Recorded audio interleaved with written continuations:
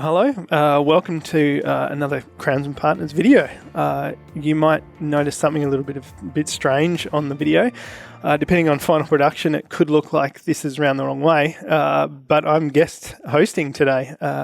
So my name's Sam, I'm from Geographe. We did a video not long ago around our business, my family's business, and our team, and what we were trying to accomplish, what kind of things we were trying to achieve. The Crownsman Partners were in Australia at the time for doing other projects and for other jobs. So we partnered with them and we did a series of 3 videos, I think it was, Jerrod. And look, I came away from that feeling really great about just the interview we had.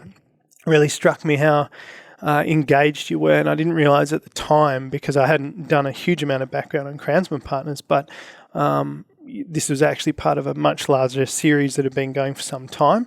Long form recordings, long form interviews, which for me definitely my preferred format when I'm watching something I'm really interested in or listening to a couple of people talk that I'm really interested in.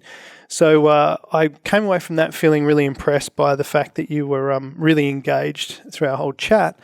And then I was sitting there and I was listening to other podcasts and I was noticing that the ones that I really liked were the ones where there was a bit more of a two-way conversation. And then I sort of realised you having logged hundreds and hundreds, if not thousands of hours of time with my peers, people in my industry or our industry, being mining and resources, and talking to them about their businesses and different innovations, that there is a lot that you would have gleaned and kind of taken, a lot of trends you've probably noticed and a few other insights you would have gained in that unique perspective. And I thought, well, wouldn't it be cool if I just started asking you a few questions about the kind of things that you've seen and heard and the way that you do what you do with Crownsman Partners, because you're up to 150, 200 videos plus. When you start factoring in agriculture and construction, there's a lot there. So that's why I put this sort of proposal forward to kind of change it up, flip the script, as you guys are saying, and ask you the questions rather than have you asking the questions. So, look, I might be a real hack at being a guest host, but that's what we love about it, right? That's what's going to make this thing really roll smoothly. So, Jerrod, anything for you to add before I start asking you a few bits and pieces? Well, the business owner in me has to say, so it's about 150 or 60 episodes just on mining now. So all the other series we have, like I think Building Energy is up to 50 now. So it's hundreds of episodes. But part of what we've tried to do is when we're talking to the mining industry, we try to really send them all of our mining content and not, because our slogan is the voice of industry. So we're trying to capture agriculture, energy, construction. That's been a big push for us now. But there are also different audiences. So they're branded as completely different series, almost like Netflix would have a comedy show and then, a thriller or whatever. They're completely different, even though you'll see my face on it a lot. But we're doing that as well. We are getting more and more hosts coming in to try to, so it's just not my, and so our editors don't have to hear my voice like 400 times a week. So that's the format. I did have a bit of a joke with Gowdy that the first video I found was actually of her, and then I think video number 3 was you guys sending a Christmas message. I thought, the timing might just be right for a little bit of a collaborative Christmas message, Jerrod. So you just never know. That was back when we didn't believe in short form or long form then. We were still doing these shorter form videos, but we've long since gone away from that. It did make me wonder how you could make a Christmas message last an hour and 20 minutes, but thankfully it was only about a minute. So it was edited, heavily edited. Let's talk about our heavy industry tour brought to you by Savar Equipment, supplying mining equipment worldwide. We are heading to events across North America, Africa, and Australia and filming episodes on location. Email us at info@crownsman.com to be part of Crownsman's Heavy Industry World Tour. Orica Digital Solutions seamlessly connects customers' physical and digital worlds so they can readily understand and optimize operations at every step of the value chain, from exploration to processing. Whether deployed individually or as a whole, Orica Digital Solutions technologies deliver intelligence for open cut and underground mines to make more precise and faster decisions. With a complete, timely, and accurate picture, operations can adapt to improve safety, drive productivity, reduce costs, and environmental impacts. To learn more about Orica Digital Solutions, visit orica.com/digital solutions today. Solving the complexities of operational efficiency, safety and compliance, and asset management in mining can be a significant headache. Madison Technologies understands these challenges, and with over 3 decades of industrial communications experience, they're not just a supplier, but a transformative partner in digitization. Madison Technologies accelerates the digital journey of their clients, and together with global technology vendors, they deliver practical, real-world solutions. Visit madison.tech to discover how they can help you unlock future potential with Mining 4.0 solutions. If you're treating refractory gold or complex ores, then you need How to Leach Difficulty or Varying Feeds and Recover More. It's packed with cases and papers on Albion Process leaching technology, but it also has the world's first online calculator. It's free, and you'll learn what CapEx and OpEx you'll need for Albion Process to treat your feed. You need Albion Process to liberate your refractory locked gold. To get your pack and use the free calculator, click the link in the description below. So, look, I guess that's what I'm here to do, is just ask you about some specific things. I think some of it's industry-based, but I think also some of it's your personal journey based. I think it's a bit of a superpower of yours, from my perspective, that you can stay engaged and stay authentic through. It's hundreds of episodes, as you've said, between the different groups. And just staying engaged, and really I can see you leaning in a lot. I can see you asking questions that aren't just straight off a script. You're letting those conversations free flow. What keeps you there for an hour at a time, hundreds of times with different businesses? Well, the going off script does, every now and then it gets me in trouble. We get feedback sometimes, especially it's a certain type of guest will like a really plan. They're just like a personality. They really want to plan things out, and they know there's a big audience, so they put a lot of effort in, and all of a sudden I'm going rogue on them, and I can see them just like, what are you doing? I've been planning this for 2 months, and now you're taking me down a completely different path. But it also does keep it authentic. It keeps me interested. It's really just, it's just, I was raised in heavy industry. I was raised mostly around mining equipment. And so about, 3-4 years ago now, we were trying to get involved a little more in the community. And so we did a few interviews, like testing like sandwiches and stuff like that. And I just hated it. I just absolutely hated it. So the really simple answer is I stay engaged because I actually enjoy it. I don't enjoy retail. I like listening to podcasts about leadership and things like that, but I can only do so many conversations about it before I start to find it seems repetitive. Whereas in heavy industry, we're looking at all these. We're an engineering firm, and then a tire company one day, and then electricians, and then OEMs, and so they're all different. They're all in different markets. They have different types of personalities. Even the way they manage their teams is different. It's not just sort of cookie cutter answers. So for me, I just don't get bored. It's what I enjoy the industry. And so do you think that that's like a bit of a sweet spot though for businesses like that? Like you're saying, it's not cookie cutter answers. So maybe they've organically grown some parts of their business, or maybe their unique angle means they've got to have a unique structure or a unique approach, or they've got to be in a unique location, or, doing things differently maybe turns into a conversation that is always different. Because I suppose if they're all the same, providing similar products into a commoditized industry, you'd probably start getting a lot of overlapping answers, right? You can get some, but then we get so many different types of companies in between those companies that they end up not really, even if they're giving the same answer, they're giving the same answer 10 episodes apart. And by that Yep, time, yep, I mean, yep, to be yep. honest, I probably don't remember the one from 10 episodes ago. But the other thing is that even if it's a similar thing, everybody's going to communicate it differently. And that's the key, is that you don't want to. We always do a pre-interview so that now if you think of the podcast world from like, the big ones, like if you go the Rogans or the big comedy ones, or some of these other ones that are really organic and raw, and even some of those aren't as raw as people maybe think they are. They don't require planning as much, but in ours you need to plan it out, because every company is going to approach differently. They're sensitive about different issues, or they have a different way of managing. And if you get them comfortable enough that they can share that, it's almost impossible for it to be that repetitive, because you can do the exact, look at the construction industry, or like residential home buildings. Look at the characters that are just, you could build a house and visit with one crew and then go across the street and hang out with the other crew. It's going to be a completely different vibe. They're doing the exact same thing. So you just got to take the time to kind of get to know people and have a genuine interest. And usually you can find some interesting stuff.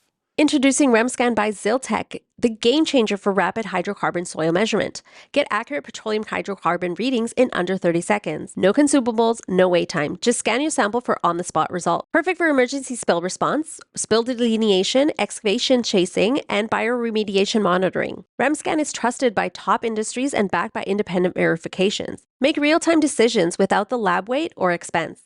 Discover more at Ziltech.com or email them at info@ziltech.com. RemScan by Ziltech, the future of rapid soil assessment. Okay, so let's give a special thank you to one of our longest sponsors of the show, Savar Equipment. And I'm actually going to hand it over to Jerrod so that he can give you a little bit more info on Savar Equipment. Thank you. So people see them as sponsors, so they'll ask me, kind of who they are, what they are, and just trying to understand the scope of the company. So Savar Equipment is a mining supply company, and they're delivering on the whole equipment supply chain. So everything from the ore processing to underground mining, open pit. They're in hard rock and placer operations. And what they're doing is they're sourcing equipment from all over the world and then delivering it all over the world. Now, they are a Canadian company, so they're based there, but, let's say, they're selling entire ore processing plants. So there might be a plant down in Latin America, and there's a new mine that needs that plant in Africa or somewhere in the U.S., so they're facilitating that entire transactions. But they're also delivering, an individual conveyor or a concentrator or a pump package or just an electrical package. So it really is the whole gambit of the mining equipment supply chain. Oh, that's great then. Well, then you definitely have to check them out. If you're looking for mining equipment, visit them at savanaequipment.com, where you will find more equipment every day. Reduce tire-related production interruptions and enhance vehicle safety with Doran tire monitoring systems designed for off-road, earth-moving, and industrial equipment.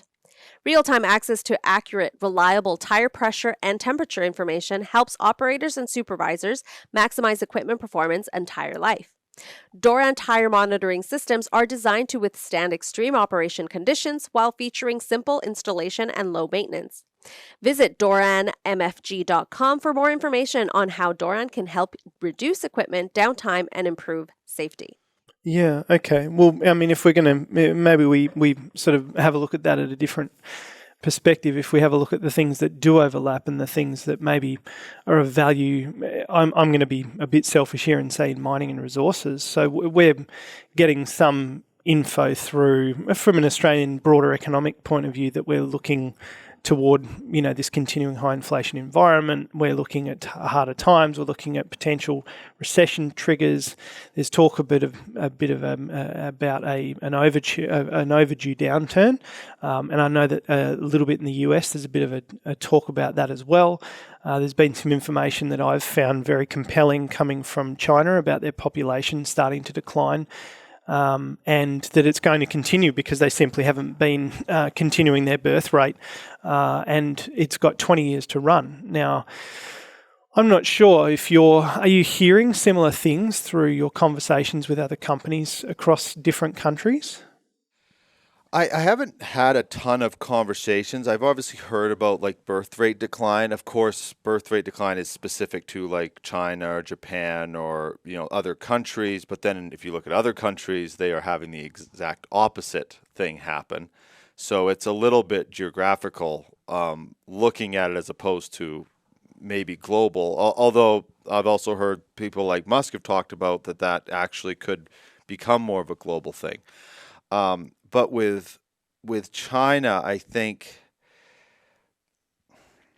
I'm not an expert on it, so I have to be really careful with even trying to, because I probably won't get it right. Sometimes when I hear this, I have a sort of well, I can back it up a bit. When I had my first company, it was in the construction sector, so we did like railings and siding and eaves troughs and things like that, gutters, and when 2008, 2009 hit, we went out of business. 2008, it got really hard, mostly by sheer willpower. I hung on to it for 6 months, but I was young, didn't know how to manage it, and we went under. Well, our competitors didn't go under. They stayed around. So and now in this business, we've, I would say, built a much better business. And we've watched people try to do what we do, and now we're the ones watching them come and go. So I can't really pretend to be an expert on global economics, because I'm really not. Understood, But yeah. I do sometimes look at these things, and I think you have to almost be careful not to not pay attention. I always want to clarify that that's not what I mean, because I do pay attention. But is that, like, China what is their population? 1.2 or 1? Yeah, 1.2. I think somewhere between 1 and 1.2, and I think the decline has them scheduled to, by 2038, I think, sub 1 billion, I think, something like that. It's about a 200 million decline over the next 20 years. Right, so a billion. About a 20% decrease. Right, a billion people in sort of an export-type country that is still has growth. I don't look at them as, and they have, like, I've seen, like, they're buying, I think, like, copper. They're buying less of that. So there is these things that you need to watch for. But I just think sometimes we kind of get hung up on sort of the worst case scenario. These countries, China's not just going to sit there over the next 20 years, watch their population, make no adjustments, and just let their economy fall apart. They're just not going to do that. So it's more about, okay, how are we adapting with them as they I mean, they have, I was actually looking up about them, and I'm again not an expert, but like I'm going to actually look at a note because I put it somewhere. Sure. There's a metric that you go off rather than GDP. You go off of, I will find this here in a second. I tell people they can look at, because there's this argument that they're very provincial as well, and that it's very difficult to collect the statistics in the same way that a Western economy would collect those statistics. Yeah, well, and the one I was looking was their purchasing power parity. So so when you look at that, their purchasing power. Now, how do they get to that purchasing power? Like, how are they? Who's not getting paid to be able to make products so cheap and all that? That's a whole other different topic. But yeah, that's a whole other edited segment. Yeah, correct. Yeah, exactly. Yeah. But their purchasing power in China is the biggest in the world. They beat everybody. So again, sort of circling back to then think, okay, well, a country with the biggest purchasing power in the world is just going to deteriorate over 20 years. Like the biggest business in the world wouldn't let that happen. I mean, it has happened, so it could happen.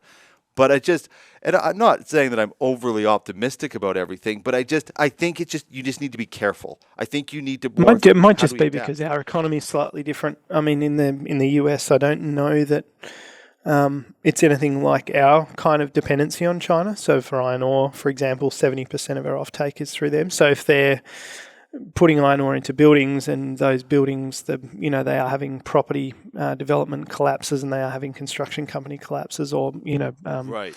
That's loan distress, then for us, that's direct. So as soon as they have any note of slowdown, we have a note of slowdown, and especially with stockpiling and things like that. So I guess it's just maybe a heightened concern from us because our source of demand is quite different to you yourselves in Canada or in the US, North America, South America. So yeah, I guess for me, it's just we have a heightened concern that we're sort of branching into the Americas at the moment. We've added someone in Canada, and we're looking to really just take our champion products internationally, which we're having some traction on. We're just looking to accelerate that so that we can almost diversify, not in our product range, but in our geographical range, so that we can take what we do best, or what's most popular here that we think might have global appeal, and get some demand from externally. So it's just, something of interest to me. And when we're talking about the overlap, are you sort of hearing any overlap about, from construction and agriculture, the other segments of your business? Is there kind of any overlap in the way that they do business that you can see we have commonalities, like how we're sort of related in some way? Is there a common thread that you noticed from doing some of these newer videos that you've got? Sorry, Sam. I just wanted to ask, because I was curious when you brought that up about Australia specifically. I did notice when we did our tour to Australia that companies were very, they were saying yes to interviews really fast, almost abnormally fast. And I do wonder if that is coordinated with the Australian companies looking at the Chinese market. And because I did see they have been dropping off some of their purchasing and their imports, and so I do there's some real numbers there, and some big drops. So I'm just curious, do you think that's part of why there's a lot of Australian companies are now really swinging around to focus on some of these North American markets? Is that a possibility? I think so. I think there's a few reasons for our industry that it would appeal, and I'd say we have that in common with some other businesses where first language is English, so the language barrier and the cultural barriers are a lot lower. And democracy, a lot of Christian based, and I know that that's sort of an interesting dynamic to look at, but you can see the cultural differences between ourselves and even and it's not so hard to see the amount of differences between us and Southeast Asia, but then us and even South Africa, the sovereign risk there, some of the political unrest. We've had a really hard time getting good, solid, consistent traction in places like South Africa because they're going through such a massive change in the way that their whole country operates and how the population lives, and the way that political power is distributed. And the US has seen, I think through our eyes, what I see when I think of the US is I think stability, first language English, a meritocracy, very much, that entrepreneur spirit. Mining is huge there, a lot of domestic demand for the domestic supply. And so it's just a very large, very aligned country. There's a bunch of our customers that do business or have mine sites that are based out of the US, Canada, and even in some cases South America. And so, it makes a lot of logical sense to go there. I always felt that it was a bit of a leap because of the distance, but since we've kind of set up a storage or an inventory out of Singapore and Malaysia, it's seen as less of a leap because the Singaporean port is very, kind of convenient on a global scale to supply, or coming from South America. So we're looking at setting up supply through Mexico and things like that. So It makes a lot of sense, I think, to companies. And we've also had a few really well-known cases of companies that have gone from mining in Australia to mining and resources in the US and had a really successful run because the product is standout, our culture is standout, and we tend to, I think we have at least mining and resources, not so much, I don't know about manufacturing, but in mining and resources, I've heard that we've been seen as kind of a bit of a nanostate, so very safe and very methodical, but that safety and very methodical approach leads to very consistent results, very high level results. So I think when mining companies from the US are looking at Australian candidates for roles in their businesses. They're seeing, if he's Australian, Australians know how to get mining done, and they know how to get mining done well. So it's a very kind of, it makes perfect sense to me that there would be a lot of enthusiasm from local companies trying to get on a podcast like yours where there's exposure to the US or the broader Canadian and US markets for sure. Yeah, and that's the reason I do like long form, because you're allowed to clarify. And I think that what you just said sort of when I'm talking about China, if the question was, do I think China will fall off the map over the next 20 years? My simple answer would be absolutely not. They're not going to let that happen. If I was a company in Australia, would I be looking at the U.S. market, the Canadian market, Latin America? The answer is absolutely yes, because the Chinese market is they will shift it on you at any time. That is one thing. Like, you just don't know. You don't know where it's going, and it's not going to go down, I don't think, in the long run. But it's not going to necessarily go the right way for you. Whereas if you look into the U.S. market, and I'll sort of pivot that into some of the crossover question you asked. If you look into the U.S. market, there is just a stability there. Like, even for us, when we do business there, it's just rock solid. It's, the companies, they pay, they're engaged, if you don't even know them, but you reach out to them and are clear in what you offer, they'll do business quickly. It's not stretched out over months and months. And and I mean, I'm Canadian, I wish I could say Canadians were like that. We're just not. We are going to take our time. It's just the way it is. And so, like the US market is just, at its worst, it's still great to do business in. It's just one of those places. But certainly what we've noticed already. So we have a Canadian guy that's operating from his hometown, but then he's commuting over to America and doing a lot of site visits, and the response rates have been phenomenal. We've picked the right kind of product. We've picked something that's got global appeal, something that's a no-brainer to implement, those sorts of things. But it's definitely been the response is kind of, they're the buddies from across the water. They're friends already, and we've not met them yet. So yeah, absolutely. And so from agriculture and construction, sort of coming back to that, the question I tried to ask before, and understand, like you say, this long form is such a great format because you think you got it, and then rabbit hole it, and here we are. Yeah. Probably a much better context. So, I guess from agriculture and construction, what have you kind of noticed that is of value to people like myself in mining and resources, where you think, these guys smash you in this area, like agriculture and construction, or just agriculture. They are, much more rigorous around, I'm not sure, of targeted marketing or systems and process or customer connection.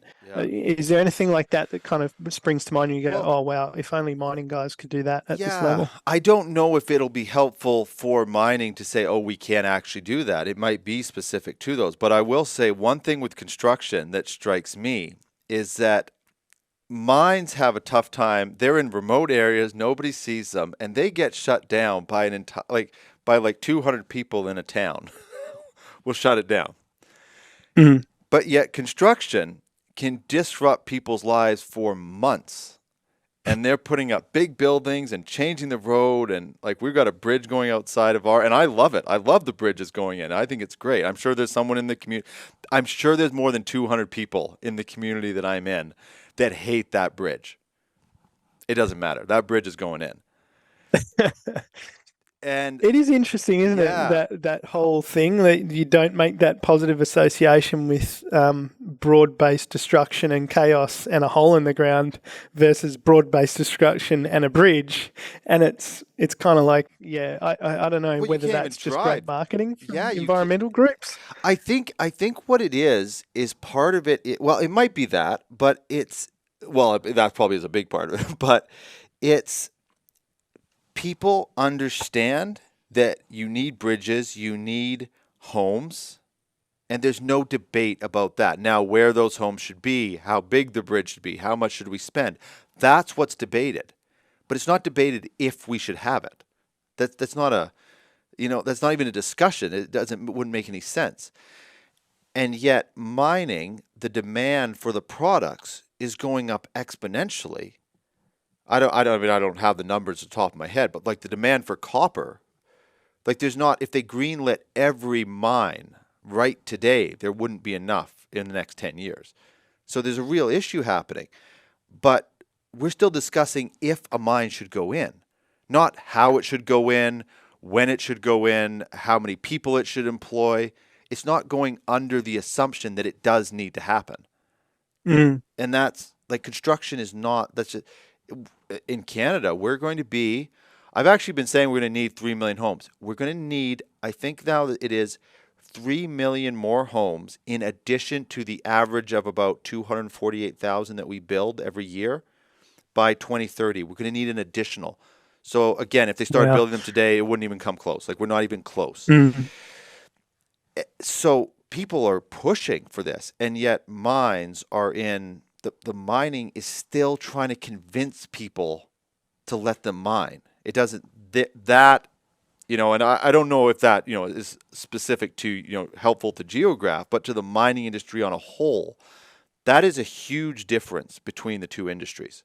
A huge difference. Well, I mean, it is, it's not probably directly useful to us, I'd say, but it is definitely an interesting topic because I do get to see some of those sort of things in our market research and market analysis. There was a book that one of our research guys got a hold of that showed you the mineral or the thing you were mining or the resource, and then it would show you pictures of or would kind of do like almost like a mind map of where, say for example, it did copper and it puts copper in the center of the page, and all around it has all of the things that you use on a daily basis that have copper in them, and without copper we wouldn't have them.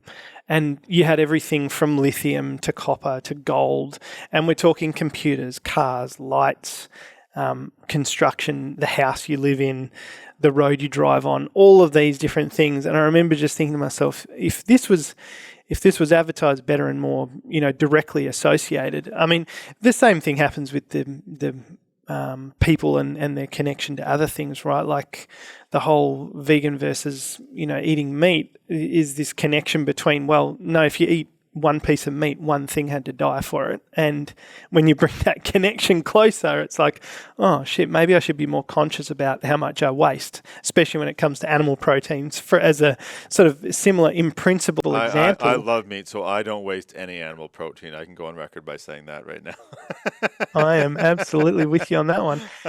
However, I think that there's this strange thing about, and this coming back to the mining and resources about lithium, and EVs and cobalt, and what they're really coming to the realization about, or the public has come to the realization about the hazards involved with mining cobalt and some of the conditions some of these third world countries are in where they're mining cobalt. And it's that's just the other thing. So that you end up these mines that don't get, in, again, I'll speak specifically to Canada, they do get off the ground, but it's 10, 15, 20 years later.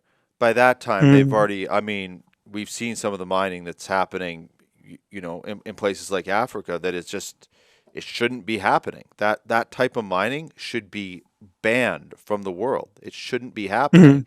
But it is the increased demand on cobalt because EV cars, because it's cleaner than oil. Yeah. And you think, but what's the human cost? Would you rather a cobalt mine run like that or a bit more oil, a bit more gas? What are we talking about here? Where are those trade-offs? The answer is that if people are being honest, they're saying yes, because when you shut down a mine that's local, that's done right, they are saying yes, we'd rather that mine.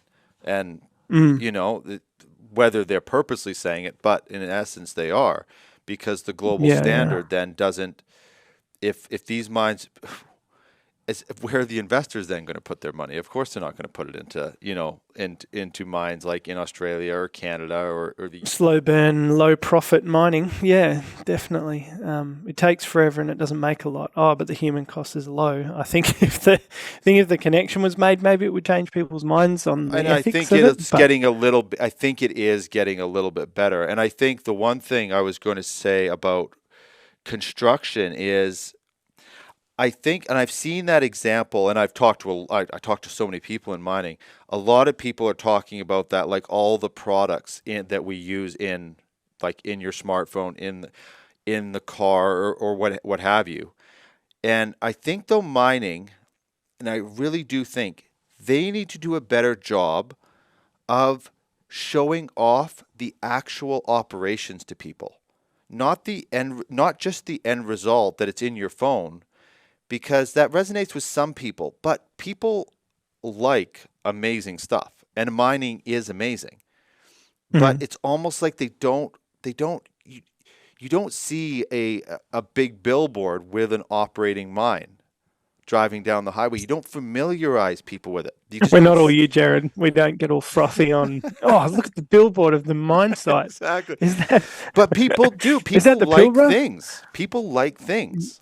I get it. I think you're right. I think there's a definite disconnect where people still think it's mining of old, and I think that mining and resources generally gets sort of the rough end of the stick a bit with this kind of popular opinion where it's this idea that once they've gone in and destroyed it, that's it. They've wiped the place out. Whereas some of these places look exactly the same, if not, improved upon.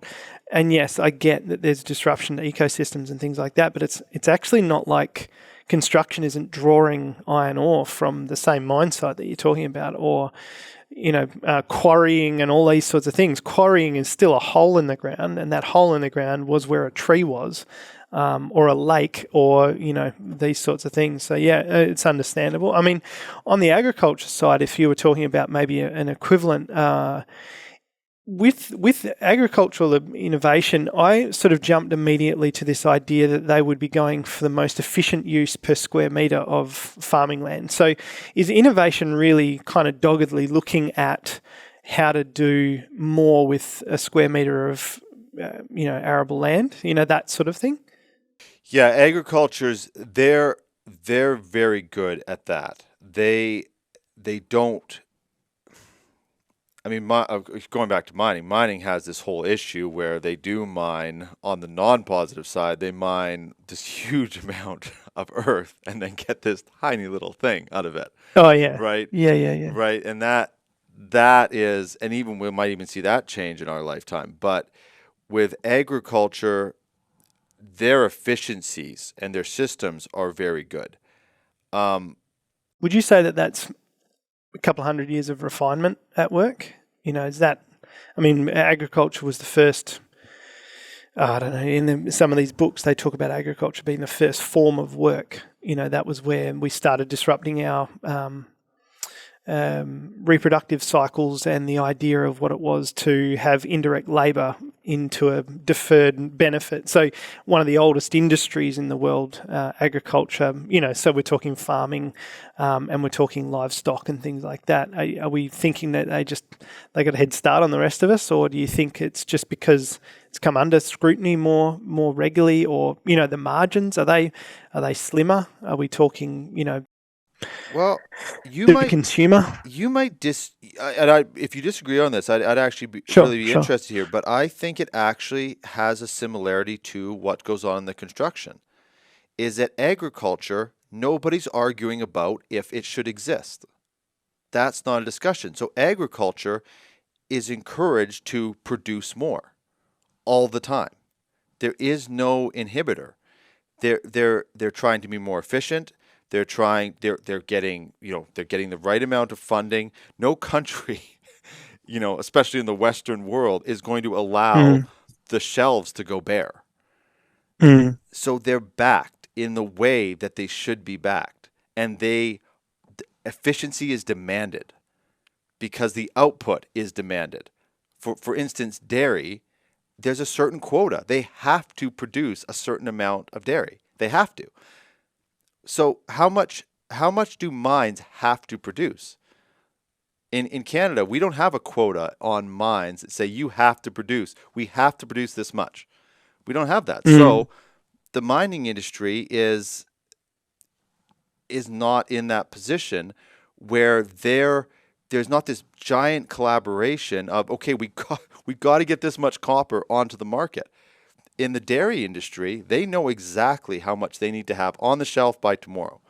And it's very clear. Everybody agrees on it. There's no debating about it.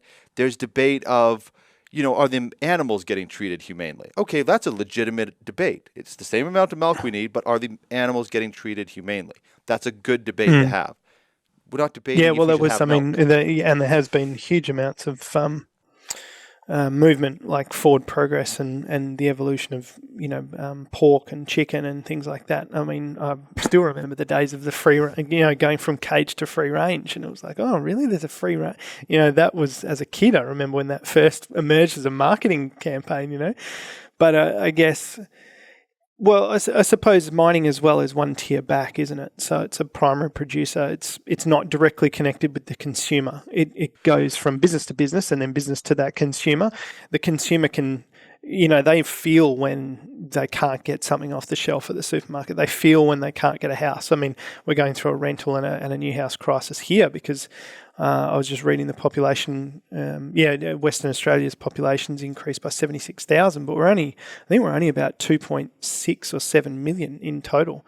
So it's a fairly major increase, and the roadworks here are just, you're talking about a bridge. We've got a section of freeway going in one direction. It must be for 40, 50 kilometres along our largest freeway to cater for traffic, where when it's finished, it still won't be enough. There's just no way our population is just going to... You're touching on anyway, but we don't want to get into a that's another 4-hour highly redacted. I can't help myself. I love though when they build a roadway and they add just like one lane. You're like, by the time you've done that, we're here now. Just.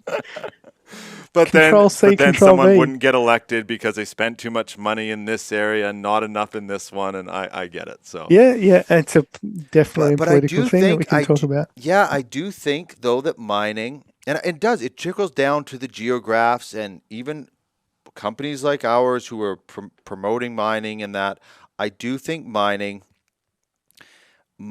needs to start assuming that people want to hear about what they do, not just about what their end product is, but about actually what they do and what their capabilities are and what their equipment looks like. And the people that are watching our show, I mean, I see how long they watch for. People are interested. It's not like 20 people. It's thousands and millions of people over a year. And all of those people, they're on YouTube. They're not all mining people. And we're just a talk show, so we're very, it's very niche because it's like you have to actually kind of know what we're talking about. Imagine if companies were showcasing their technology and making it more mainstream. I'll tell you one thing I'm shocked that I've never seen before is like a playground that's mining themed. I've never seen one of those. And they should be all over the place. It's perfect. Yeah, I suppose they have do they have tractors and other construction equipment? Maybe. Yeah, but it's just not a mainstream thing, and I do think the mining industry needs to. I just think it's an old industry. They're used to sort of people just not kind of putting themselves out there. I'll talk to people and they'll be so rigid, and then I go off camera, they're all relaxed and joking, and I'm like, you should have been that on the camera. People will respond better if you're like that. But they put on sort of this it's interesting though. I mean, when you think about the details in construction and agriculture, as soon as someone goes into a bit of detail, there is a fair bit of eye glazing going on. A little bit of, it's not barbecue conversation to talk about your new combine or, these sorts of things, or, how that D11 had that problem, and, there's no punchline where people get it. It's just like, oh, jeepers, that was highly technical. Right. But a mining truck, some people froth on it, no doubt. Yeah, but a mining truck driving and showing this is how much this truck moves. The general public understanding that is something that they can understand. There are things that happen within mining. If you go into ore sorting, Okay, that's getting a little bit much for people.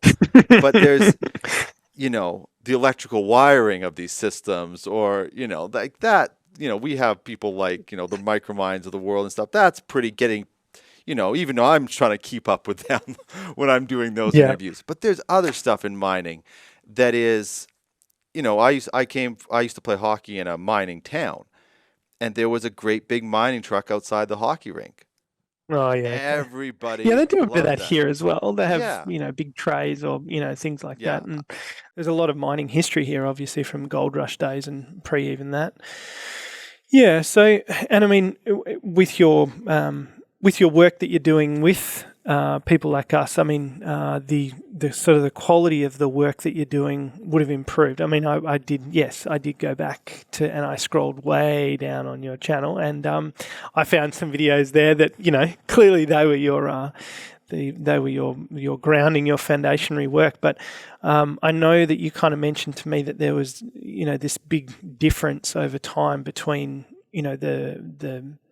the content quality. Like there's content and there's content, and you had a bit of a chat, a bit like we talk to our customers about the difference between your standard product and a Geographe product, and that we care about the difference, and our job is to kind of convey that difference is valuable to the end user. And you were sort of saying to me that probably the most harmful thing to your industry, and you kind of saw it as this perspective that your industry is the content industry. It's the you're trying to add value to our industry segments, but the content that you're bringing is meant to be bringing that value, and that poor content is actually your biggest competitor. And I have to admit, I got a bit confused by that. I figured maybe because it drives people away, or it makes them disinterested in something that's perfectly reasonable to be talking about, or have I kind of got that? Am I a bit off there? Well, going back to the mining example of like mines that operate poorly,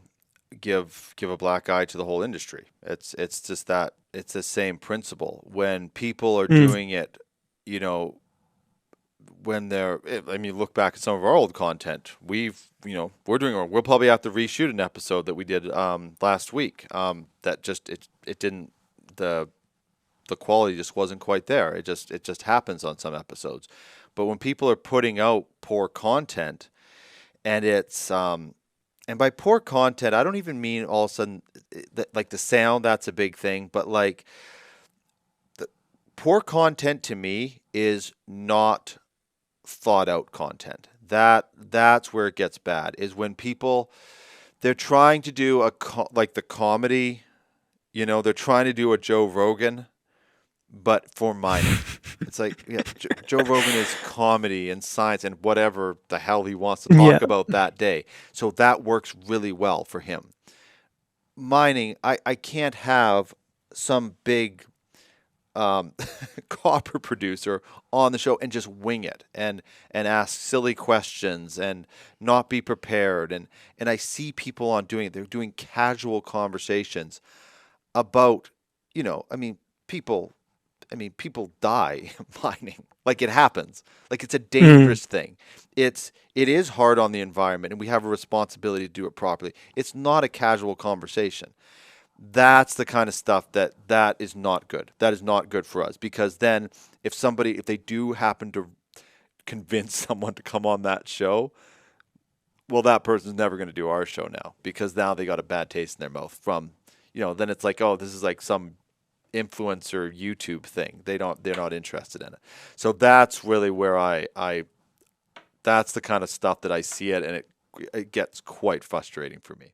Yeah, there was definitely a moment for me in running, or being part of running this business, that I could definitely see that there was a difference between it coming across like you're not taking it seriously enough, and making it okay to enjoy it and be happy and have fun, while also operating at a very high level and being, that sort of, I don't know what you'd call it, the humorous professional or something, you know, where we can have a great conversation and have a few laughs and all that sort of thing. But there's no doubt in my mind that I absolutely know how serious it is to the customer to get a product that they know is going to last and not break. They know that we're there to solve safety issues, because safety is a real problem with mining, and you know, especially with the labour shortages and skill shortages, that these guys on site are being put under more pressure than they ever have to perform. However, you can enjoy the process. That's okay. And I think when I came into this business, it was almost like we weren't quite there as an industry that you could afford to kind of lighten up a bit and still do an epic job. Yeah, and that kind of circles back to what I was saying about mining sort of getting themselves out there. I do think they need to like show, there's so many characters in mining, and we should be showcasing the personality of the people in mines. Absolutely. But there's also a difference between if you're hosting a show, if you're the one making the content, if I bring you on my show and you're having fun, that's different than me being casual about it. Those are they're kind of two different things, and sort of understanding that difference. If I'm acting like it's casual, I'm not taking your industry seriously, right? So I'm not, you know, it's not a science, but it's kind of what you were what you were alluding to earlier. There's a line between sort of enjoyment, having fun, and then just, for lack of a better word, just being silly on camera about something that's really quite serious. And it's sort of a fine line there. Okay. And as a host, I mean, if you were to, if people who are making content and looking to get into a similar kind of format for their own industry of some unrelated kind, in no way competing with yours. Oh no, then, we encourage it actually. What would you put out of there as being your sort of your top couple of things that you need to be sure that you're doing well from day dot, from episode 1? Sound. That's the big one.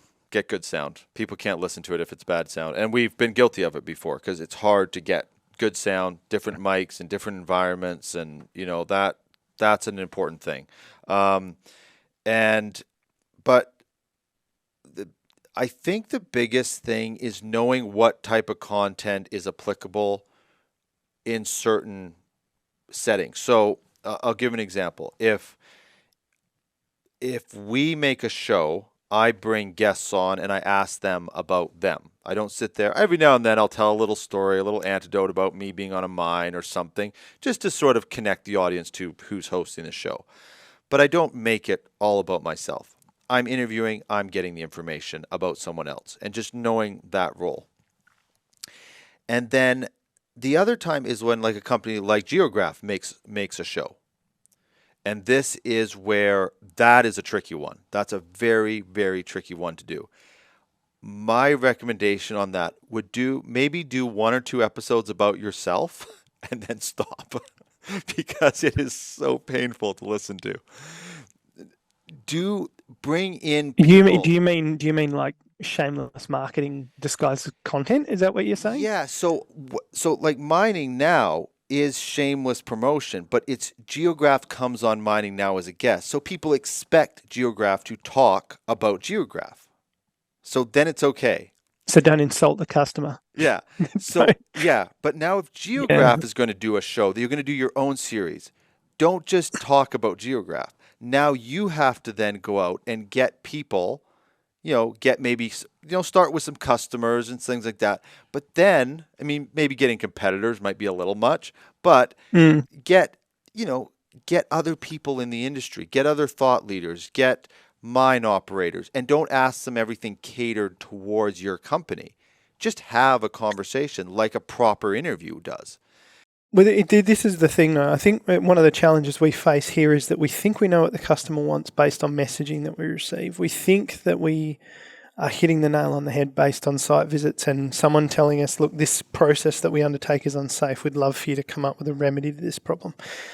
But it would be so valuable to suppliers. It would be so valuable to Geographe because we want to genuinely solve real problems. We don't want to come up with a product and then convince you that you need it and then try and sell it to people. What I'd prefer to do is have more of a pull system from the customer, but breaking through those barriers where there's, the mining has been traditional in a lot of different senses, that there's still this perception that there's somewhat of an adversarial relationship. And we have some great relationships with customers, don't get me wrong, but there's definitely some where you feel like whatever you say is taken with a dose of, they're just trying to sell us something or something like that. And yeah, we're trying to grow our business, sure, but I wouldn't step foot out that door to go and promote the Geographe product unless I felt it was of genuine value. And if you're not using it, that you're leaving some of the opportunity to do better as a mining company on the table, because Geographe product has got that kind of capability to provide incremental improvements.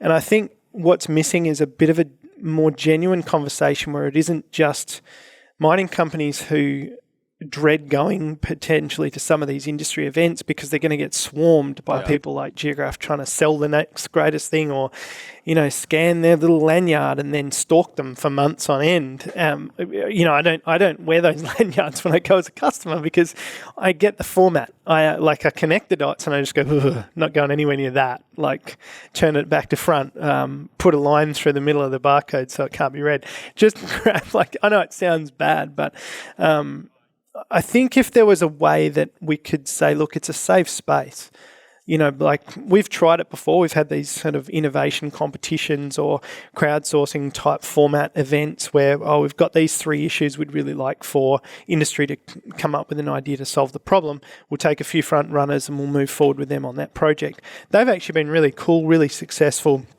innovative ideas. They've been really good, but I think what we need is more of a two-way conversation about what they genuinely need, because I know in general terms they want safety, reliability, ease of use and maintenance, high levels of availability, cost effective. They're valuable. They're not paying through the nose for some of these things, but when it really comes down to it, when you break those down, what does that actually look like? When can we sit in an environment and say, well, this is how we overhaul a truck. This is how we see it from our perspective. I'd like to bring in a pool of people that say they can solve some of these problems and actually walk them through the scenarios, but in a way where, like you say, it's not a sale to recipient relationship or a sale to recipient conversation. It's actually just two people having a talk. And, perhaps that's just a high level conversation, but those high level conversations are very difficult to access in mining. There's a lot of, I wouldn't call it bureaucracy, but these places are gigantic in some cases. So you are dealing with dozens of layers of staff, So yeah, absolutely you would, because, they are your customer base as well. And I have noticed, you do get a lot of suppliers on your show. But, could you be getting interviews where you say, look, there's a lot of suppliers out there, they're trying to genuinely solve problems. What is it they could be doing better? How could they improve how they approach you, even the format of their selling process, or, I hope you understand what I'm getting at, but it's kind of like we don't have those conversations on a regular basis. Yeah, I mean, the selling process, I would have a tough time knowing that. I mean, for Geographe, that your business, you would know how to communicate to your clients. So I wouldn't have great insight on that. On the content side, as a company, like you mentioned, competition, and that goes back to what I was saying earlier. I've had lunch with our competition. I guess they're our competition. Given advice, told them things about how we operate, and we're pretty forthcoming with it because, again, so just to zoom out a little bit, the way that I look at it is, if there's 10 really good shows, those become, you want companies to do a bit of a tour. You want Geographe to be on our show and then on someone else's show and then on someone else's, have this great experience. So then it gets worked into the Geographe budget to then be on all these shows and you're advertising on. We don't need every dollar, because that it doesn't make it part of it's like the trade show tour. That's how it used to be. Everybody would go to all these trade shows. If there was just one trade show, well, if you're not available for that time, then you miss it. Well, that's not the system. So you want multiple No, shows. it does make sense if you have Yeah. more people making more content aligned with yours. And especially You're if it's creating good. more of a community, and there are more touch points for sure. And I think as a company, if you're wanting to get into that, because it is really good marketing, I think there's a couple things that you just want to know very clearly off the beginning. And I'll use an example. I'll give a shout out to one of the shows we produce called Change Itself, and that's backed by a company called Sophie. Sophie is in the safety business for mining and other businesses. Gus did a really good job if he was able to step back, not think about selling Sophie, and he made a show called Change Itself that's all about change. So he has guests on that aren't even related. They're not even potential customers for Sophie, but he has great conversations with them. And they're just getting better and better. Well, now 2 years later, and this will go back to this will add in another point that's key, is now people know him, not from Sophie, from the show, because he's done so many interviews. Well, that has opened up the door, obviously. Like I now get to introduce him to people not as, oh, this is Sophie. If it's not applicable, I can't make the introduction. But now I can introduce him to people because he's just someone who does this talk show. It's just brilliant how he's done it. And the other thing that he did really well that most people cannot stomach is he did so many of them. That's the hard one.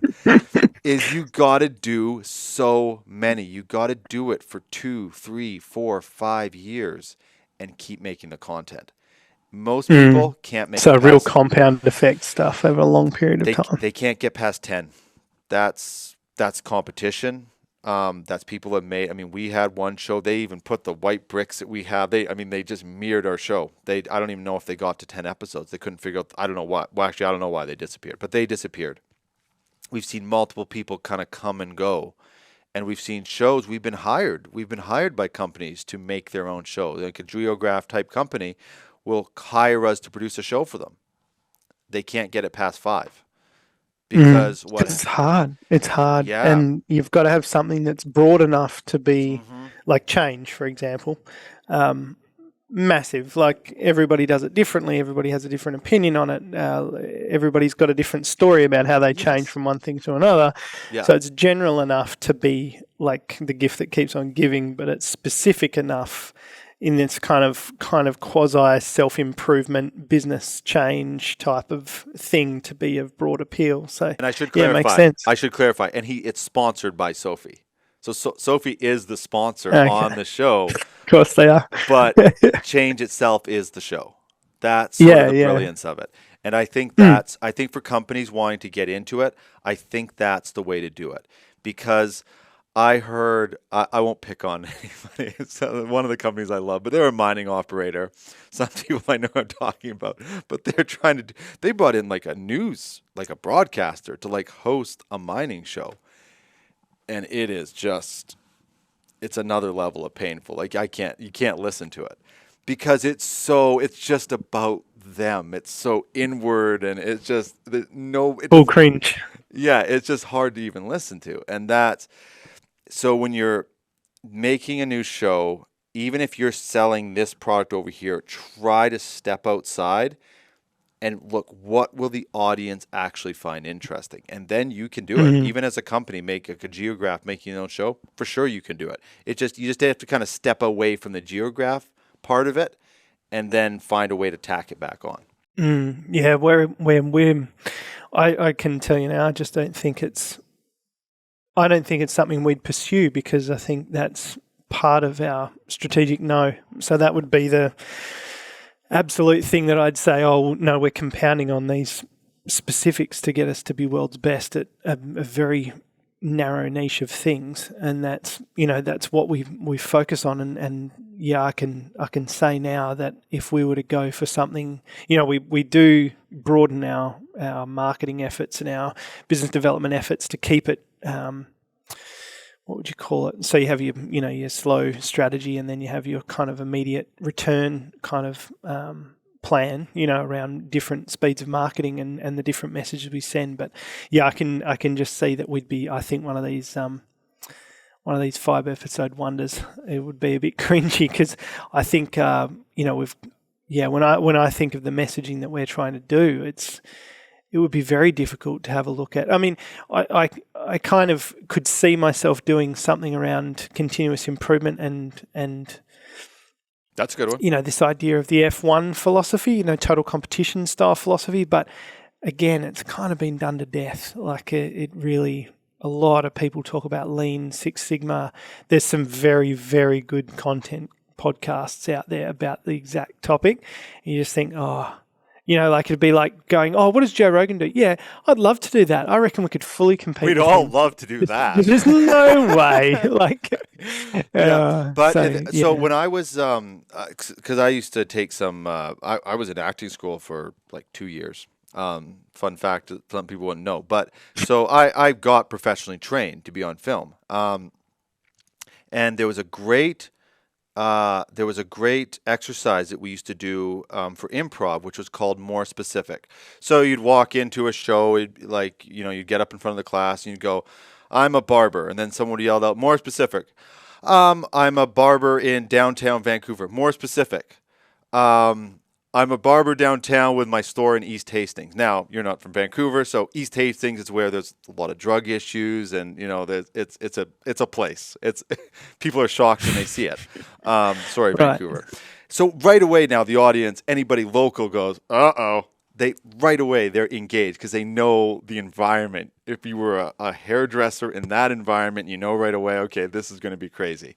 Okay. So it's more specific. And then also, and that's when you're talking about things like Six Sigma. Yes, if you just talk about that, then it's not interesting because, it's been beaten to death. But Six Sigma in what you specifically do, now it becomes interesting. Or if you had somebody on talking about 1%, I don't know from our last interview that you did with us, the 1% efficiency, which you've really adopted at Geographe. Well, what does that look like in a tailings pond? What does that look like in the ore body? What does that look like in electrical, onboarding, that sort of stuff? So then it becomes interesting because it's more specific. Now you catch the audience. I can see it. I can definitely see it. It's just when. Yeah, and the 1%ers are, and it's getting closer to I'm a big fan of the F1 kind of concept, and there's a book, Total Competition, that talks about strategy and things like that, and I know it's kind of come up a couple of times, and then, Andrew Forrest, he's bought Williams, and there was something somewhere, I think, in a news article that they were saying about how he wants to try and, is there a cross-pollination there between the Williams pit stops and the incremental gains from an F1 perspective that could be applied to mining. And I'm just fully getting lathered on this article because that is exactly what I think mining maintenance could look like. It could definitely look like a pit stop change-out. And what I wouldn't give to just be put in the same room as Andrew or any one of his representatives from either Williams or mining maintenance and just say there is so much left to be done here. Like when they were asking me about the 3D printing, it was being pretty heavily hyped here about, I'd say about 5 years ago, pre-COVID. It was the thing, It was huge, and it was like it was on a doorstep, and everybody was just buying a vending machine where you could just buy mining parts or Snickers bars or whatever. And I'm sitting there from industry saying, a bit like you saying, this assumes that would happen. The Chinese decline in population would happen in isolation from China doing anything at all to mitigate any kind of recovery. And I'm thinking, but you're talking about the development and acceleration of a technology in complete isolation of any parallel technology like autonomous trucks or, because they were talking about how a vending machine could solve delivery problems. Well, so can a 24-hour driving truck. You can have it basically delivered from us to there, within 12 hours of when the 3D printer could print this, theoretically could print this part. And, we've still got a long way to go, but it was just the hype value was just so crazy. And I remember thinking to myself, like, you've got to be so careful in getting carried away and over-investing early on in those types of technologies before. Yeah. That's a fascinating, that's a fascinating thing, is the hype, because there has been technologies that have come along that have completely wiped out industries. Mm-hmm. And then there's the hype ones that people jump on board and then it just like dissolves. But in your business like that, how did you, I'm quite curious about your 1%. Like 3D printing, how do we make that kind of choice not? Well, not, and just even how did you approach it during that because it was a huge hype. I was not just in mining. Every event I'd go to was all about 3D printing. People had them sitting on their this show will be redundant. No one needs lathes and mills and gear cutters or anything at all. No one needs anything. And they all look terrible. They all look terrible on the people's. I was like, these don't look and right. I remember someone saying, they've got a machine that can 3D print burgers, and I'm going, that's just a mince sweater. Like that's not a 3D printer.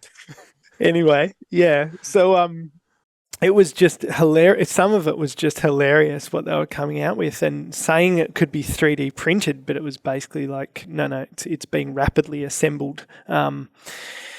So at the time, I remember feeling quite concerned because, a bit like Bitcoin, when Bitcoin was kind of going through its original, like first off kind of hype, and it was really yo-yoing.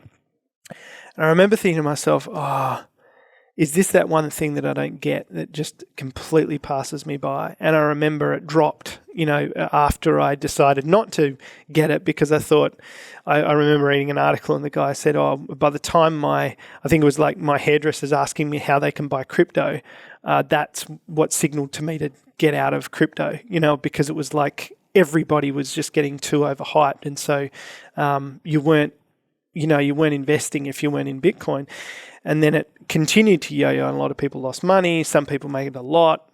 People were paying other people to excavate entire rubbish dumps to find USBs with, 60 million in Bitcoin on them. And it was the same with 3D printing. I sort of was concerned because I'd been, sort of brought up in this, doing business school and things. There was this idea that the digital camera was invented. I think it was Kodak, and Kodak, they essentially went out of business, and they actually developed the technology but said it would never take off, and they had ample amounts of time to see it coming. I thought, is this our Kodak moment?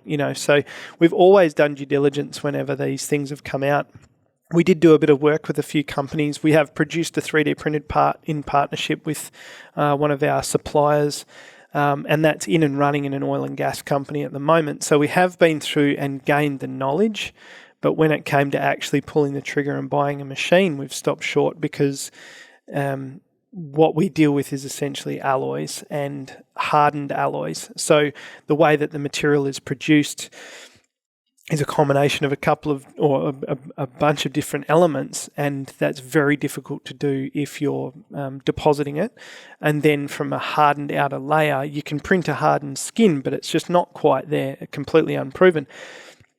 Also, when it comes down to it, that the lathe, the NC lathe, or the numerically controlled lathe, or the computer-based lathe, was seen as being something. My dad told me that in the 80s, when that thing came out, it was like, it's going to wipe traditional hand-operated lathes off the map.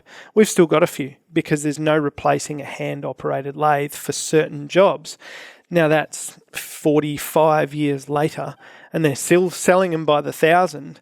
And so what I sort of saw was, this is like the NC lathe of that era, that a 3D printing machine, we could buy a 3D printing machine when it's ready and just replace one of our lathes and still be producing 3D printed parts. Because I think underlying, you've still got people that say, we're either going to bring that competency in-house because it makes sense for our business model and we're still going to make a profit. Bottom line, this is our angle that we're going to use to make profit. We're going to produce our own parts, fit them in our own machines, and then go and mine using those machines. Or the other school of thought, we're here to mine we send out anything we don't have the competency for, because the infrastructure, the capital intensity of owning machinery, we're actually going to give that to somebody else. And so there'll still be companies that decide we're going to buy a 3D printer and we're going to own that process ourselves. We're going to become vertically integrated, or we're going to buy those parts off a trusted partner that 3D prints them on our behalf. And the benefit we'll get is in the complexity. But if we don't want that part, we don't pay any money. We don't have a machine in a warehouse somewhere with nothing to do. And so I just see it that whatever that technology is, our business model fits because we're the people you use when you don't want to do it yourself. We're the people you use when you have a problem you want to solve, but you don't want to have to go into the shed and start tinkering and make the whole thing from scratch. And it's the same as the average consumer, right? Some of them say, "Oh, I've got a solution to that problem. I'm going to go and make it because I love making things." Versus, "I got a problem. I got a problem that I need solved. I'm going to Google it and find out who makes one, or suggest they make one, and when they come out with one, I'll just buy it." So I think 3D printing for us was a bit like that. So we keep very abreast of developments. One of our guys is over in Frankfurt at the moment at the largest 3D printing expo. He no doubt will come back and say there's been some really great emerging technologies. It's amazing what they can do now. We're expecting that the speeds have dramatically increased because of some of the new depositing technology. And so we can see it's getting closer. But when that time comes, when that technology is competitive and it's going to do the job we want it to, we'll buy one and we'll put it in place. We're not there to develop 3D technology. We're there to purchase and apply 3D technology to people who need problems solved, who don't want to do it themselves. Same as AI. I'm not here to develop and make money out of AI. I'm here to use AI to make money. And so I'd rather go, we use SAP as our ERP system. SAP has embedded AI and machine learning. We use Power BI, we use Office 365. These programs all have embedded AI and machine learning. And they don't talk about it, but it all exists, absolutely exists.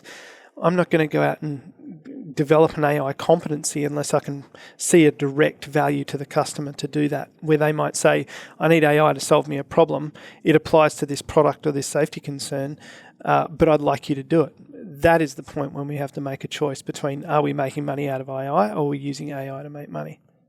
So that's kind of where the 3D printing one got to, but AI is the kind of this next super hyped. It's here, it's ubiquitous, it's going to take everybody's jobs.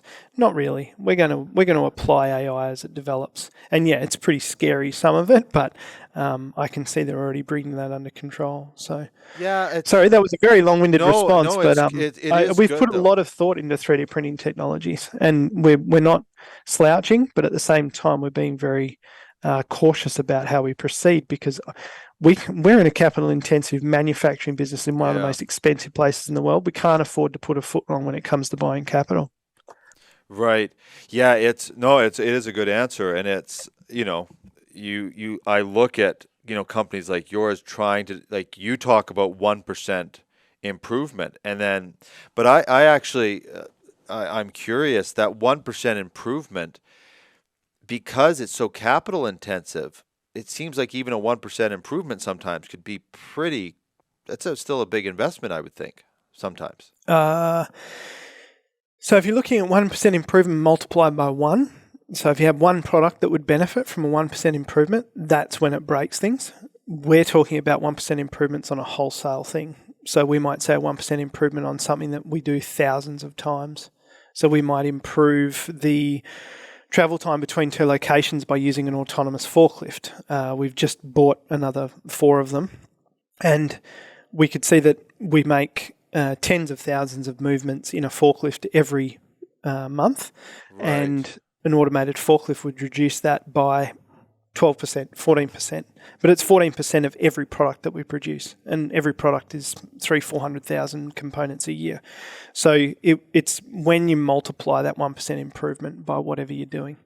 So say, for example, a 1% improvement in a pit stop doesn't matter to the pit stop per se, but if that pit stop wins you races, and that one race wins you the championship, and that championship wins you that sponsorship money or global sales of Ferraris or Mercedes, then you're talking 1% multiplied by revenue impacted by improvement or compounded improvement. So for us, it's 1% permanent on 1% permanent on 1% permanent equals this compound change multiplied by out by our wholesale or broad based. Has that approach been pretty successful for you? Like, have you noticed, like, from internally? Yeah. Internally, absolutely. Yeah, we often find ourselves in a place that is unique from a automation perspective. So we've successfully automated, perhaps not at a scale of the Japanese or a scale of the German manufacturing industries, but what we've done is probably become, well, we know we've become, we are very, very viable in Western Australia, where we are paying very high wage rates, very high transport costs, fuel costs, energy prices in a very expensive industry. That compound gain has meant that we're still viable here in WA. And then when you combine that with its ability to control delivery times, we're delivering more promptly because we are down the road. Definitely those 1% gains have seen some lasting benefits, or even the benefit of being able to stay around. I think you were mentioning before, you have your competitor that does the 5 shows and you stick around, and in the, the GFC, your business ceased to exist, but the other ones remained and they continued on. I think that's what's allowed us to continue on when others have said, oh, it's too hard, or we're going to start importing from China and those sorts of things. So I think that's kind of kept us ahead of the cost curve for sure.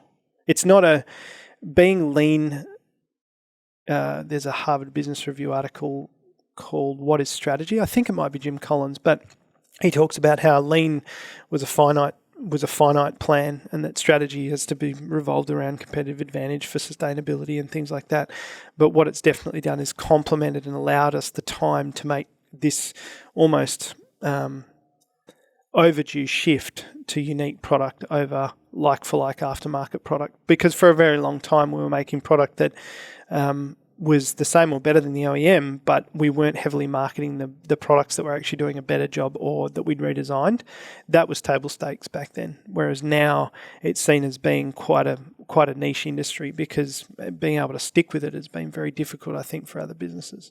Yeah, that's in our business, even, well, like Gaudi is there actually with, it's a different setup than we used to have, right? Is just finding it's.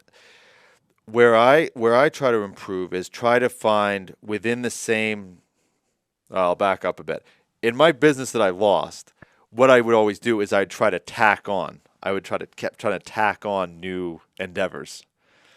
That's nothing like what you're doing now. Yeah. Well, yeah. The thing is, it's different though. Is now it's just duplicating the same. Like, we produce that show Change Itself. We produce another one. This Irish guy, he's got like 7 pubs and a construction company. So we produce a show for him. In house, we produce, I think, 5 of our own shows. But they're all the exact same thing. We're using all the same equipment. Yep. It's all the same. And the incremental gain is your equipment compounded out by the multiplier, which is the shows, right? Right. Yeah. So we okay. We don't own a drone. Like, we don't even have one, because once you go down that, now you're competing against a whole other type. There's people that produce drone footage that, I mean, they're masters at it. You do not want to get into that game unless you're really ready. And that's something I've learned, is to, like, maybe you're scaling, but stay within your competency and just get better and better and better, especially with like content, because there's so many different types of content, but there's also so many different people watching. If you make it, you can pretty much find someone that'll like it. That's what's crazy about online. It would different to your business. It's very specific. In our business, we just need to find the right person. Which is crazy. Yeah, it's interesting how there's this kind of modern, or not a modern take, but a bit of a take on it, that being diverse is safe, but being diverse is also the same as everybody else. And this idea that you have to be a bit more bold and a bit braver to decide that you're only going to pick one thing and be the best in the world at it. And it was definitely I'm sure it was a Jim Collins thing again, was part of his concept around sustainable advantage is this idea that you have this Venn diagram between three different things, but one of the elements was, what can you be the best in the world at? It's not, and it's not designed to be, what can you be pretty average at, but do a lot of different things within. It's nowhere near as catchy, but the argument was that you go narrow, you become the world's best, and then you aim for that global appeal. Because when people think of certain products or certain industries, there's the guy at the top or the people at the top, and there's this product that everybody says, if you're going to get it, get this one because that's the best. Yeah. Musical instruments, cars, all these sorts of things. There's this kind of idea that, maybe not so much cars, but certain types of brands have just had this alignment with surfboards is another one. Where there's a handful of them right at the top and people buy them from all over the world. Michelin star restaurants. Well, exactly. And not like one of my favorite brands is Honda. Everybody else is designing their cars every 2 years. It's just, you can't hardly keep up with the models, and Honda, it's every 4 years. They make it, they go, this is good, and they put it out into the market for 4 years before they touch it again. It's amazing. Yeah, okay. Yeah. Well, I love going into restaurants when they've got a menu that can fit on one page, and they've got one of each protein, and they've got one of and you just think, they're doing it well because they've decided they're going to pick things, do them really, really well, and you get in there, and if you do a meal perfectly, you're going to pick from a range of 5 with as much enthusiasm and kind of keenness as someone who's got 50 different items, worried that you're not going to find something you like and walk out. Right.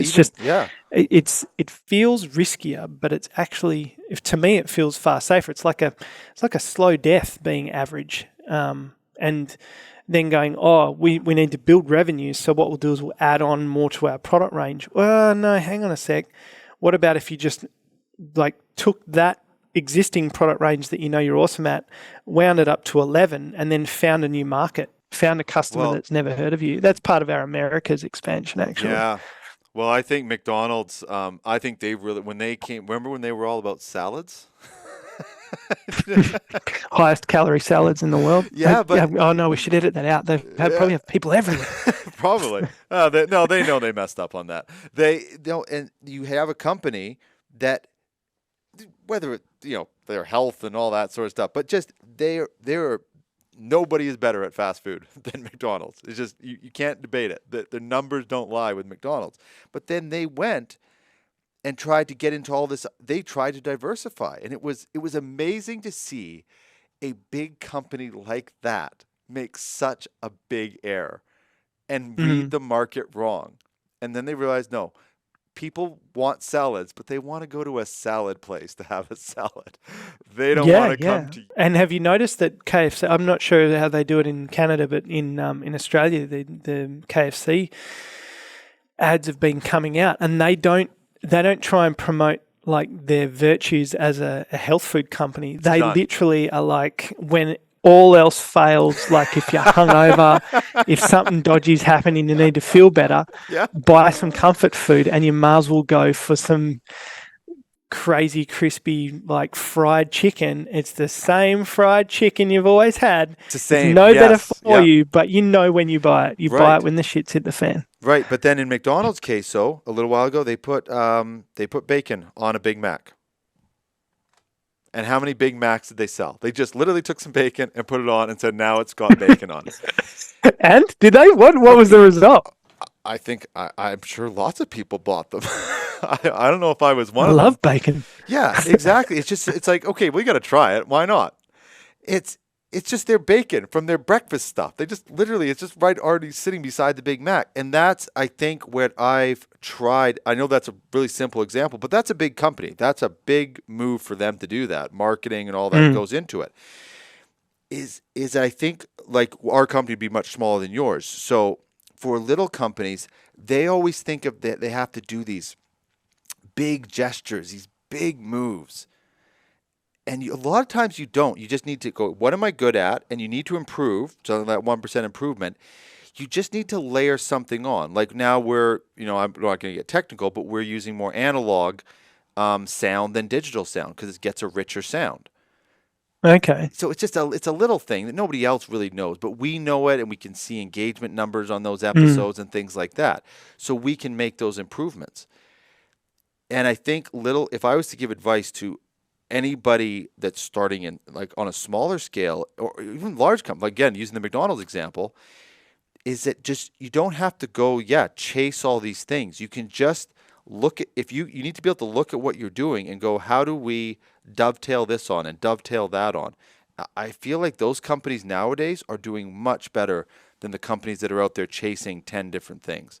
I think a lot of our recent wins have been almost an incremental gain on the customer side. So if we solve a problem, then we say, all right, well, what product is right next to it? So when you're doing this job and that truck's in the workshop and it's getting overhauled, okay, so you've done that job. What else are you doing? Oh, you're doing this job. Okay, and you're swapping that pin out. Oh, you're having to use hot work, which is like lancing and plasma cutting and things like that to get that thing out. Oh, okay, well, what about if we made it so you could get it out by hand and put the new one in by hand? Okay, and then, what about if we add a little thing so it's easier to remove? And what if we make it so it's a bit lighter so you can hold it by hand, you don't have to use a crane? And what about, we've noticed, we call it almost like momentum, where you've kind of solved the problem. The easiest thing we could possibly do is talk to someone where we've just solved their problem and say, what other problem have you got? And it's such a small move. It's like, what else do you want in a Big Mac? Oh, bacon would be nice. It's that tiny little thing. And then you go, but it's that tiny little thing. Come back to this multiplier and say, well, there's 4,000 of these trucks in our global, what we call our global market universe, our customer base. If there's 4,000 of those, we could solve this problem 4,000 times in that industry over this overhaul schedule that we've got. We need to make 100 calls. But we're talking like the part itself could be worth $1,000, $500. So very, like you've said, like a very small gain, but the multiplication factor is where you've got that momentum going. But you're sort of piecing it together within this nucleus, right? As opposed to going, there's a shiny thing over there. There's a shiny thing over there. I mean, just from your team's focus, that alone. We did the shiny thing. We absolutely did the shiny thing, but it was so consistently false starts, so consistently failed that, we've tried that new thing. What went wrong? You didn't understand the market you were entering. It was too far removed from where you were. Even going to South Africa, the start of it was very difficult because, they speak English and wait a second. They might run the same truck, but they do maintenance very, very differently. Their staff hierarchy is very, very different. They speak English, but they'd prefer not to in a lot of places. It's actually much harder than you think. Okay, well, that was too far we strayed too far with a product that didn't have enough global cut through. It wasn't valuable enough to get that big a leap. What we should have done is understand more about the market, or hang on a second, we've only got a very tiny slice of our local pie. Why aren't we focusing our attention back on those little compound gains with people that we know and we speak to every week? Have you had a look at? It's interesting because I can kind of see you're developing this base of people that have a relationship with Crownsman Partners. A lot from the supply side, it'd be interesting to see what you're kind of thinking for the future of Crownsman Partners, because I sort of think, I'd love to hear what the customers have to say about what they're seeing, or, like that, that conversational style. If you were speaking on behalf of suppliers with a large miner, what kind of things that they would say, like what's frustrating them, what's concerning them. But I mean, it's your bloody show. So what are you planning to kind of do from here? Well, we've actually had, like, we had Silvercorp, and I was trying to look it up because I wanted to reference some of them, and then I was drawing a blank on a couple of that. I was trying to remember, we had a couple really good mining operators on just recently. We had Hecla on. That was a really good episode. So we're getting more operators. That's through our partnership with CIM. And we want to do more of that.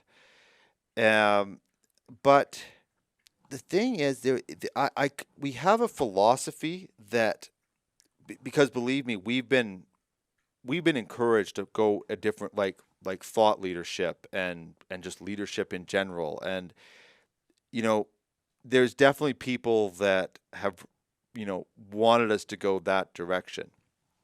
The problem is that it goes into that space that we were just talking about.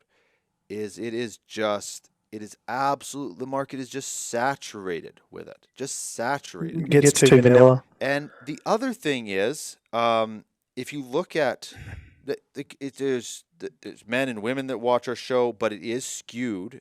Well, YouTube is, I think, about 70% men that watch YouTube. That's our big platform. So Right. and it's about the same. It's about 70-30 men. If you look at, and I don't have the studies in front of me, but there is definitely a lot of men have a predisposition to like things. So there's lots of people in leadership positions, but a huge of our base that watch the show are people that like things. They're engineers. They like equipment, and so for us, we would have to do such a big pivot now, because that's what people know us for. So we're sort of doubling down on that. Is more and more, like you're talking about, you're taking apart a truck and then realize, I'm not going to say it as good as you said it, because I don't quite understand it. But when you're looking at parts, and then you're going, oh, we could do this and we could do that, and now it maybe offers a whole new product line to your customers. That we could do a whole episode just about that and show a visual. We will get them. I used to work at an equipment place, so I know how passionate people get about their parts and their pieces and their projects. That's what they're into. And so not everybody's into it. Of course, I mean, we see the stats. We'll see someone will come on and then they'll just leave like so quick. Like insultingly quick. Back. Yeah. But then a whole bunch of people watch. Like, what is it? Like 20% or so of people watch 80% of the interviews. Mm. So out of, like, let's say we get 3 million views this year. I think it's going to be more, but around there. That's 20%. 600,000 people. Do I have my math right? 600,000 people watching 20% of the footage. Or watching 80% of these videos, these long form videos. So we found this spot. And so what we want to do is double down on that. We want to do more in agriculture, more in energy, more in construction. In the U.S., they have that huge infrastructure bill. So infrastructure in the U.S. is just booming like crazy. It's going to probably boom here in Canada. Everywhere. There's housing shortages everywhere. So I think that's where we're going to see that there's more and more of this technical conversations that were used to be reserved for little events where they'd go in 100 people would go in a room, or 10 would go, and the people would do this huge presentation to almost nobody.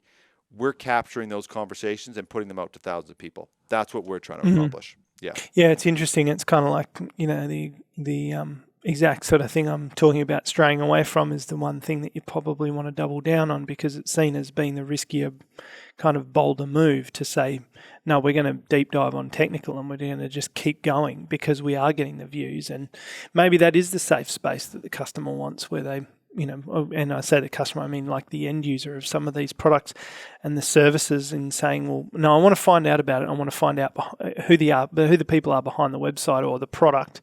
I want to understand how they've come up with it, why they've come up with it, and what it does, perhaps, and the different components that make up the really detailed parts of a problem, and how these guys might have solved that problem. Yeah, it's shocking how many people. It's shocking how many people listen. I should say I was not the believer in it. It wasn't. Did not all come from me. This came from Rory, who's the other owner of the company, and he thought we should do these long form interviews. And I had the acting training and all that sort of stuff, so it made sense that I would do it. But I did not think it was a good idea. But he was insisting, so I was like, should we do like 10-minute videos? He's like, no. They should be like an hour. It's like an hour. Like, what are you talking about? It didn't make no sense to me. What is anybody talking about for an hour? Yeah. Yeah, it's true though, right? Like you start getting into the conversation, and it does head down some odd spots that are off topic a bit, but I suppose that's what the editing's for. And there's so much good technology with timestamping and labeling and all that sort of thing that you can skip ahead and go, that bit's not for me. All right, where do they get back on topic, or where do they talk about something new? Exactly. But I mean, how many people do you know that are technical people? Like just you personally. How many people in your circle are technical? That's what they like, or that's what they're into. That's what they talk about. Yeah, but I mean, at least a handful. So I suppose if everybody has 100 people they know and a handful of them, that's your numbers right there, isn't it? That's your numbers, yeah. Whereas when you try to go into, and of course there's other markets that we're not in, but if you try to go into, let's say, thought leadership, or I try to make myself an influencer, which I can't stomach. My wife might just leave me if I tried to do that, but she'd be too embarrassed. But not to say, I know some great people that are doing influence. It's just not for me. I'm just walking around with a camera in my face. It's just not enjoyable.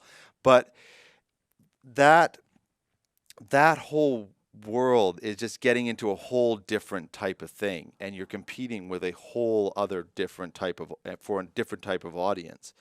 And then, I mean, you're competing literally when you get into thought leadership. You're competing against what's that big guy's name? I'm drawing a blank on him.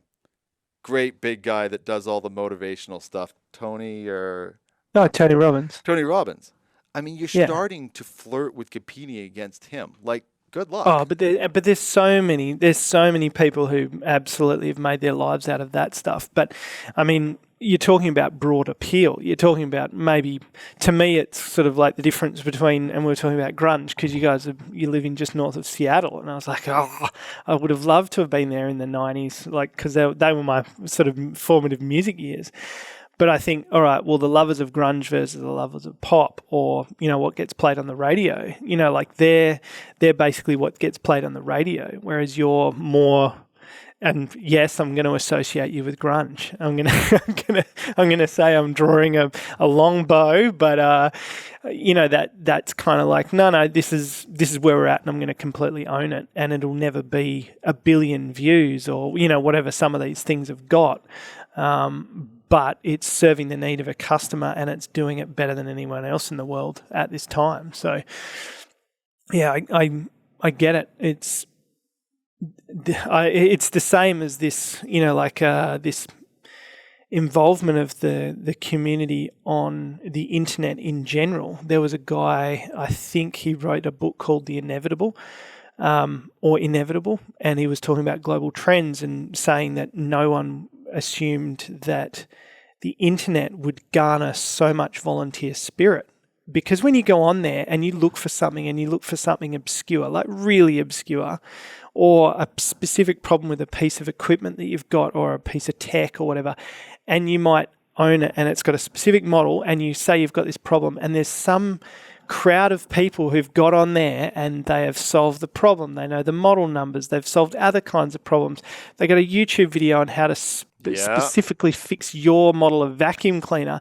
And you just think that guy had to actually produce a video. Crazy, some of it. Talking about how to fix that vacuum. And I'm calling it a vacuum cleaner, but I think that's what really blows me away, is this idea that you'll absolutely have a cult following for almost everything. And you're going to get hundreds of thousands of people around the world watching 80% of a video that talks about technical mining supply products, because there's enough people.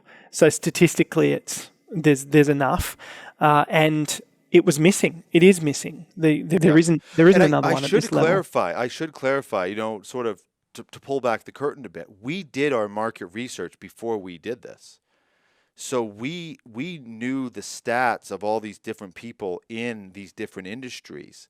So we understood that we had the market there. Like that we didn't just go, oh, okay, we're going to try it. Like we knew there was a potential audience, and then it was, well, could we reach it? Will they watch? It was all these things that would go into it. But we had done our due diligence before pursuing this.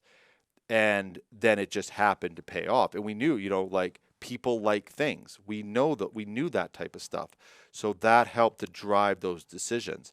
And of course there's other markets, but there wasn't a ton of guesswork. The guesswork was when could we reach them, but we knew they were there. And so as soon as then we got a feel for, well, one of our first, Bombardier came on, Xylem came on, the big pump company. And we went, okay, well, they like it. So now we know that these people, the suppliers are really into it, because now all of a sudden they get to talk. They never get to talk. If we can give them an audience, and then over time we gave them an audience, well, now we had a customer base, and a very loyal customer base, because we took the time to plan out their interviews. We weren't embarrassing them. We weren't being silly. We kept it professional. I used to dress up a little more, like suits and stuff like that. I toned that down because then it looked too corporate-y, and there was those types of things. But, so there was adjustments that needed to be made. But it all did come from that market research. So we did know what we were going after. And that made it a lot easier to kind of keep with it. Yeah,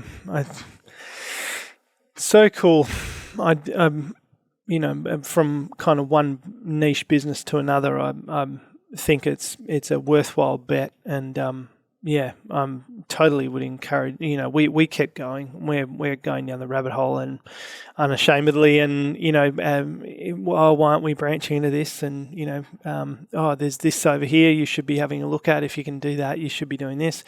Yeah, should be. I don't think so. I think we'll just stick doing this at the world's best level. That's what we're going for. So, I think. I don't know, maybe this is a natural place to kind of wrap it up and bring it to an end. And absolutely. Thank you for being my first victim. I hope. Probably last victim, unless there's a part not. 2, or you've got other employees that need to be grilled over a 14-hour process. You should grill Rory. That's who has a lot more, like, I get very locked in. A lot of my focus now is on the team and trying to get us,